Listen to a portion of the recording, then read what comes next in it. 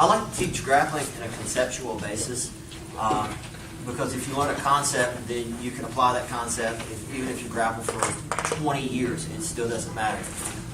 That idea will remain the same. So we're going to go over some side control. We're going to focus on concepts. And while there are techniques here, the techniques you may use and you may develop, as long as you understand the fundamentals behind why they work, then you've got something that will last you a lifetime. So, first thing that we're going to look at is we're going to look at a modified scarf hold, and I'm going to explain ideas that make that position work.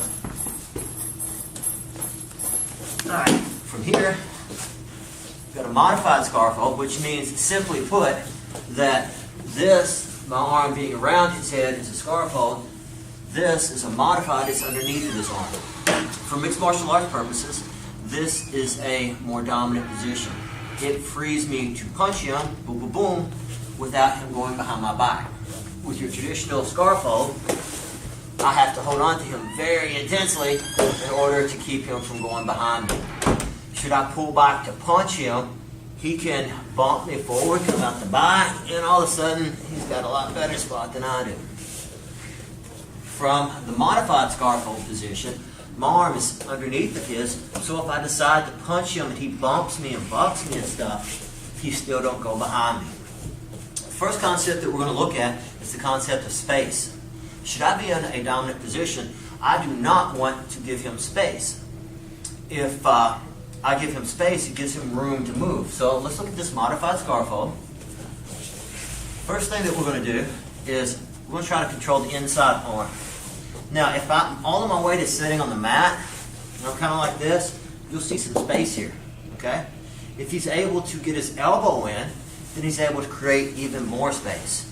And I'm starting to have some problems. So, I want to kill the space.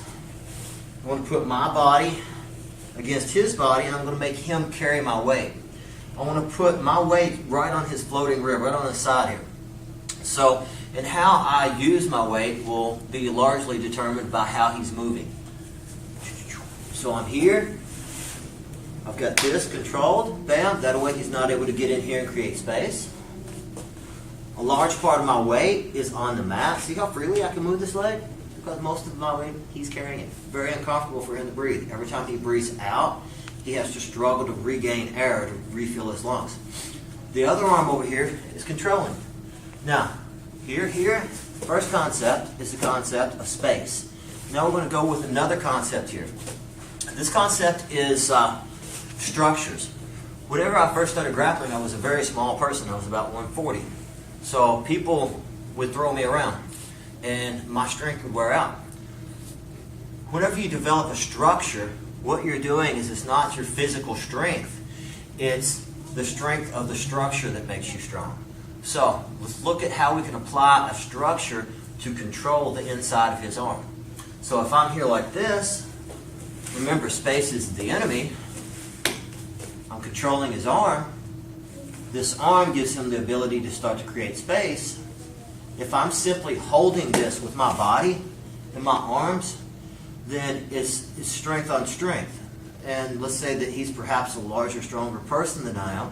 And go ahead and move around something. And I'm trying to control this, having a difficult time. So what I need to do is I need to use my body and create a structure that is going to make me stronger. The way I'm going to do that is by using my leg. And I also want to promote how my weight is distributed on his body as well, and that's going to help me do it. I'm killing two birds with one stone or one structure. What we're going to do is we're going to bring our leg in and pocket this. Now I'm holding nothing. There's no pressure here with the pull of my arm. It's all structure. Okay? And as I collapse this, I also put more weight on him.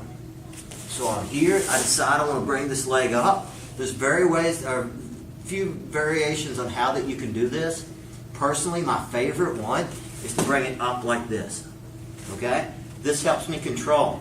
And should I decide to switch my side controls, it lets me do so very easily.